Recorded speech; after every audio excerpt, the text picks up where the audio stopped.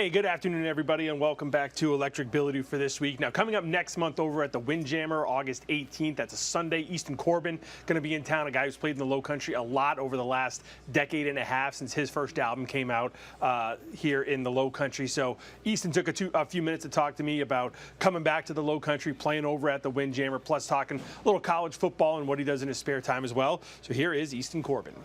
All right, very excited. Easton Corbin joining us on Electric Bilodeau this week. He is coming back to the Low Country next month, August 18th, going to visit the Windjammer. Easton, thanks so much for taking a few minutes.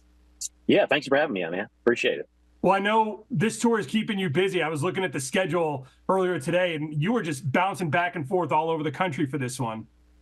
Oh, man, dude, we've been so busy out there between, being on the bus, flying, meeting the bus, and then, sometimes the bus will drop us off at the airport. We'll fly back home and be home 2 or 3 days. But sometimes 2 or 3 days at home don't seem long enough.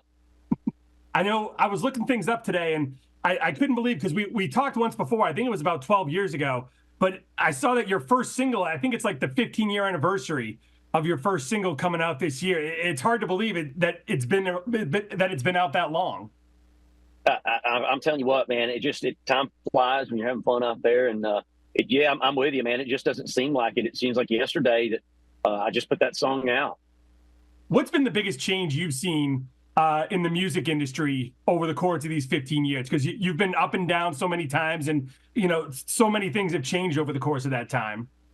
Yeah, I'd probably say the advent of like social media and how much that drives. When I first started, when I first started, it was more record sales than really streaming at the time. So, it's kind of went over to streaming, and now streaming. So, well, not only streaming, but, the whole social media platform is such a huge thing now. So it's definitely evolved. But, as like anything else, you just evolve with it.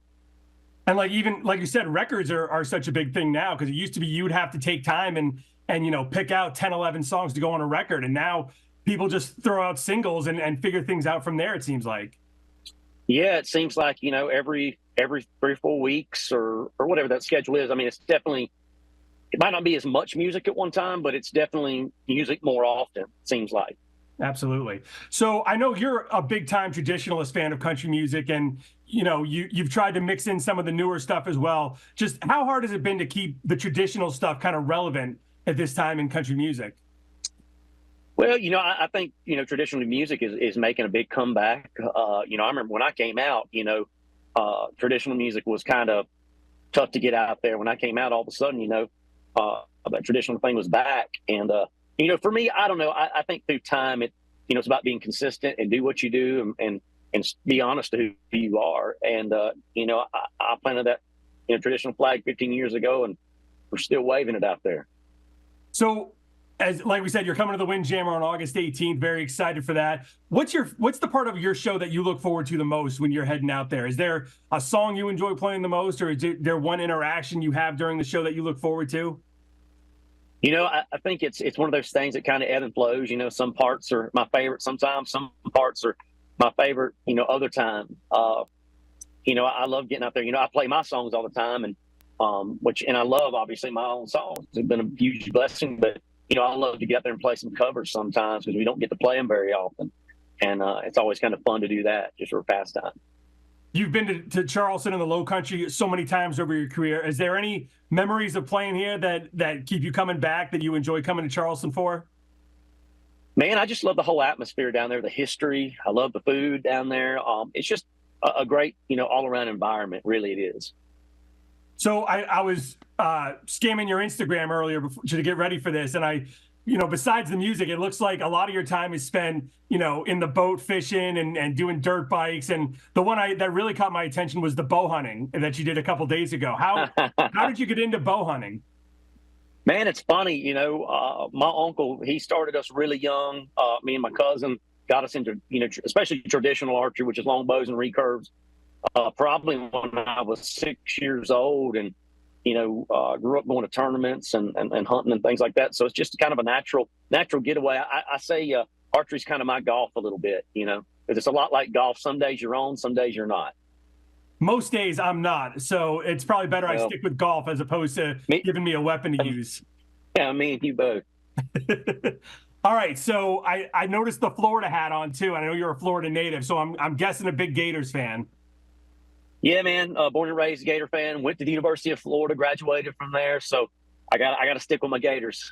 So how are we looking? Because we're here in South Carolina. This is SEC country as well. Just how are you feeling as SEC media days are going on and getting ready for the Gators?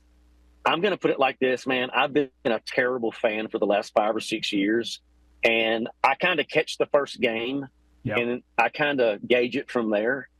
And the first, game or two, and you can kind of tell a lot. To me, you can tell a lot about what the season's going to be like, whether it's hype or it's not. Well, I don't think we have highs and we have lows, man. Oh, like every team. But I was going to say, I don't think you've missed much the last couple of years after those first couple of games. Yeah, exactly. All right. Well, Easton Corbin, like I said, coming to the Windjammer August 18th. Can't wait for you to come back to the Low Country, and thanks so much for joining us. Hey, thank you, brother. Appreciate you so much. All right, big thanks to Easton Corbin for joining us this week. Busy guy, hopped into his car, talked to us for a few minutes, so that was really cool of him. Like I said, he'll be at the Windjammer coming up on August 18th. Tickets still available for that one. All right, now coming up this week, coming up Friday night, we've got the Friday Night Lights tailgate. Summer Hector is going to be here to look back on what's been a busy week with the Major League Draft. 3 Somerville kids going in the draft. P.J. Morlando going on Sunday, Cole Messina going on Monday, and then his brother Carson Messina being picked on Tuesday. So we'll have a recap of all of that, plus as the Battery get ready for a busy weekend. They're at home Friday night as well. She'll have a preview of that coming up on Friday as well. But that's going to wrap up Electric Bilodeau. Everyone have a great week.